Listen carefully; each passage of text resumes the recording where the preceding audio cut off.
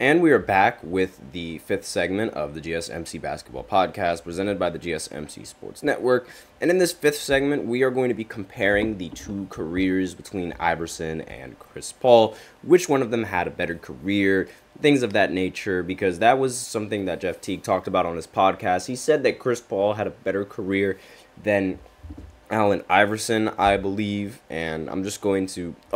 So Tyronn Lue... I talked about this in the second segment, but I didn't tell you exactly how much money he'd be making. So the contract is a 5-year, $70 million contract. That is a lot of money to be paying for a coach.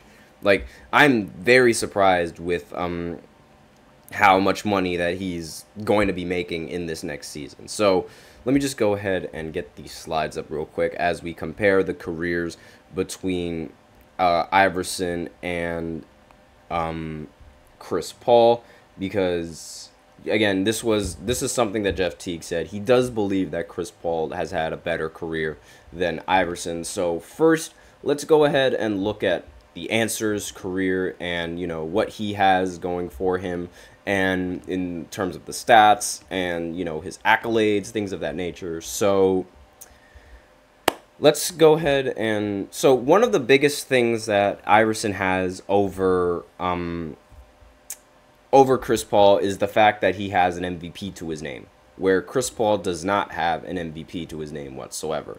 So I'm just going to go off of the accolades between just comparing the two of them. So Iverson he played 14 NBA seasons compared to Chris Paul's 19.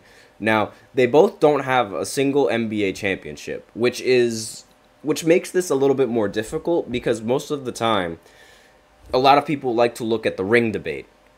But Chris Paul, he's played in 15 playoff series compared to in 15 playoffs compared to Iverson, who's played in only 8 playoffs. Chris Paul has made 12 All-Star games, while Iverson has only made 11. Again, Iverson, he had 1 MVP. Chris Paul has 0. Chris Paul has made the All-NBA First Team 4 times compared to Iverson making it 3 times.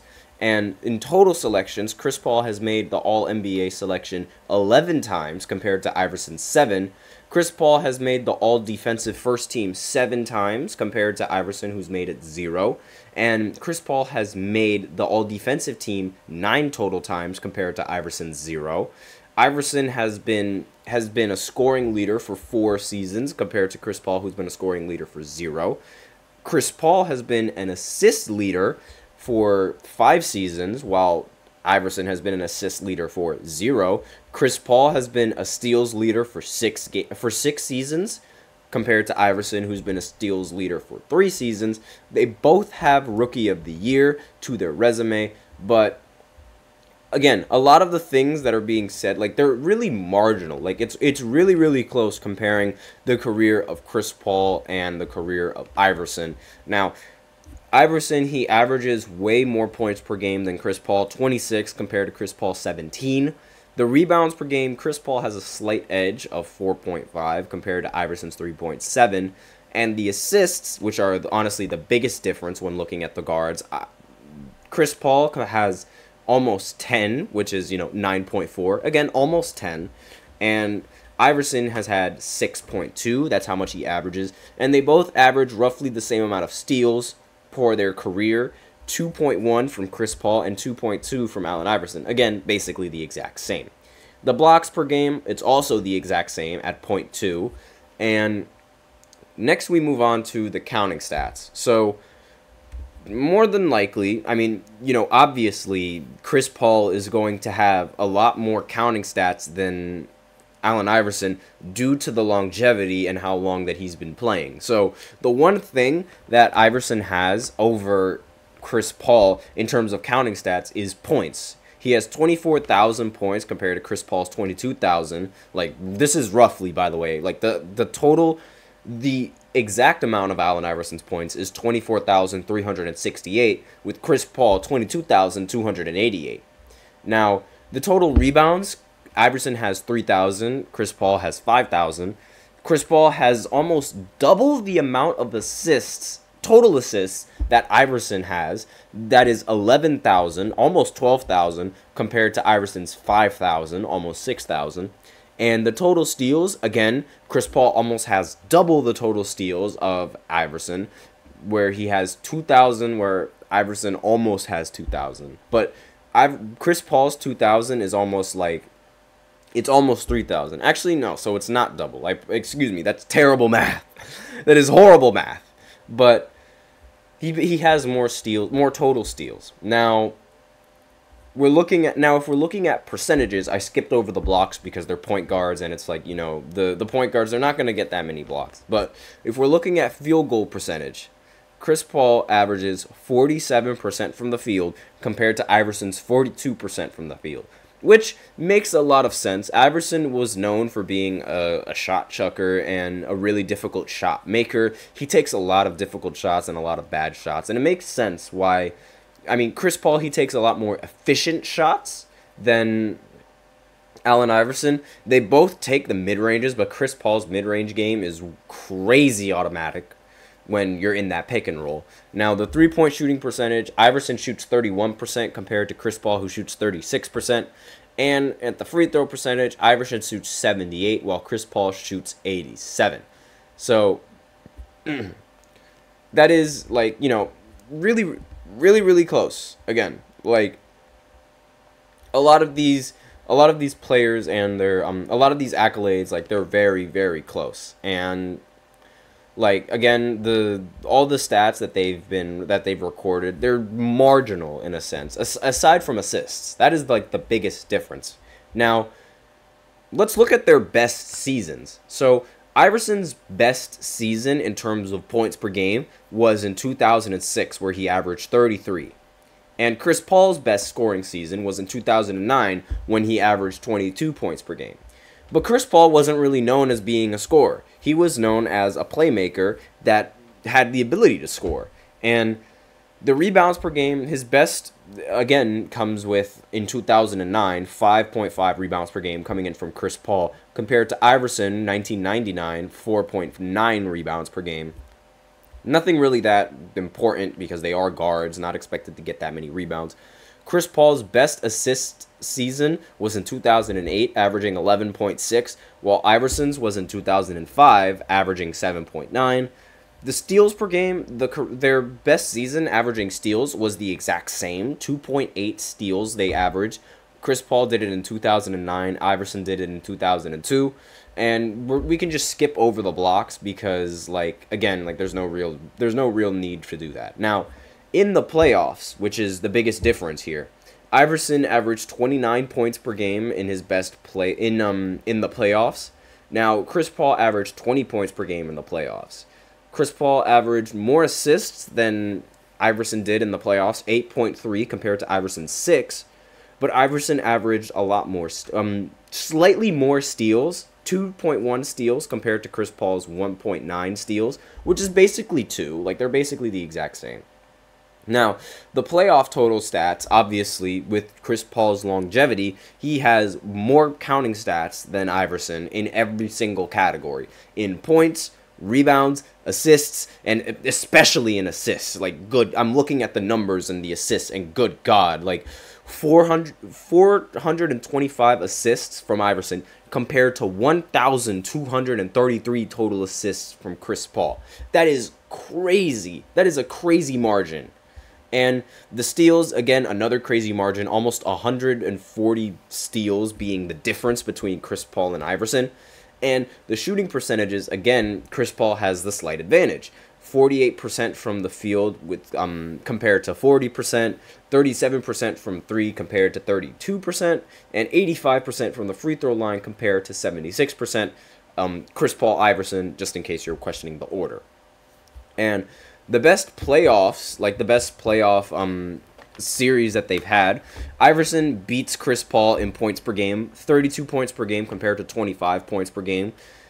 Chris Paul beats him in rebounds, 7 rebounds per game in 2020 compared to Iverson's 4 in 2001. Chris Paul averaged more assists than Iverson in his best playoff series. Now, Iverson, he averaged 10 assists in 2005 compared to Chris Paul's 11.5 averaged in 2011. The steals, again, they're roughly the same. Chris Paul averaged 2.8 in 2014. Iverson averaged 2.6 in 2002. And the blocks, it doesn't really matter because they're both guards. Now, when you look at, when you look at their individual, like when you look at their counting stats, obviously it would seem that, Chris Paul, he has the edge. But when you look at the averages, sometimes, like not all the time, it would seem that Iverson would have the edge. Now, one thing that makes this one thing that's incredibly jarring is the fact that, Iverson is more cemented into the history of basketball for the right reason, right? Like, Iverson, he has an MVP, and he's he's been a very key factor, and in the development of basketball. Like, I'm trying to switch the slide right now, but Iverson, he has that MVP, and that cemented him in NBA history for the right reason, because he was the best player in the NBA that season, according to the MVP. Even though, in my opinion, the MVP that year in 2001 was Shaq, but that's a completely different conversation. So, he's cemented for the right reason. Chris Paul, on the other hand, and also another thing that Iverson does aside from Chris Paul is also the culture. I mean, this was arguably like the first time that we've seen a player not act that professionally, and on top of that, he also has, the infamous meme. We talking about practice, not a game. We talking about practice. Like, again, cemented into the NBA for all the right reasons, and Chris Paul, on the other hand, has not been cemented into the NBA for the right reasons. Now, he's known in the NBA as a playoff choker. And his numbers in the playoffs, they might be better than Allen Iverson, but he is one of those players that you just know is going to mess up in the brightest moments. Like, he's blown several 2-0 series leads. He's blown 3-1 leads. He's blown every kind of lead that you can imagine, and he always has a bad game in the postseason when you don't need it. It is a bugaboo that has happened with Chris Paul throughout his entire career, and nobody really remembers. No one is going to remember Chris Paul's amazing Game 6 on the Suns to push them to go into the finals, because they're only going to remember the fact that he lost in the finals after having a 2-0 series lead. Like, again, cemented for all the wrong reasons. And on top of that, if we're going to look at, I brought up, how the internet likes to make the meme about, Iverson and practice, and how that's, an iconic thing. But another, one of Chris Paul's most iconic things is Chris Paul with a huge three-pointer to cut the lead to 42. Like, that is, again, cemented in basketball for the wrong reasons. And that is why a lot of people are going to, and in hindsight, think Iverson had a better career than Chris Paul, when in reality, Chris Paul has had a very solid career. It's just the playoff bugaboos that haunt him, and everything else that comes along with it. But when you look at the stats, like I just talked about before, Chris Paul clearly has the better career, clearly has the much better advantage, and he also has the longevity that Allen Iverson didn't have. Despite not having the MVP, or not having a single MVP to his resume, Chris Paul has had a much better career. But let me know what you guys think in the comments on this. Do you think Chris Paul has had a better career? Do you think Iverson has had a better career? But that will be the end of this show, and that is the end of the 5th segment. So thank you so much for tuning into the GSMC Basketball Podcast, presented by the GSMC Sports Network. Your support means a lot to us, so please remember to subscribe to the show, leave a positive review. It really does make a difference. We also invite you to follow us on Facebook, Twitter, TikTok, and Instagram for more content and updates. As usual, please remember to use the link in the description to get your comments recognized, or the link displayed below the ticker on every single show segment.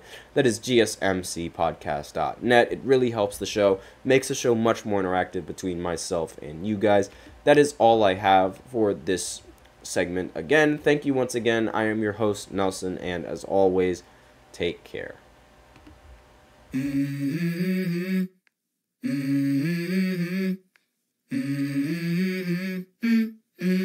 Let's go.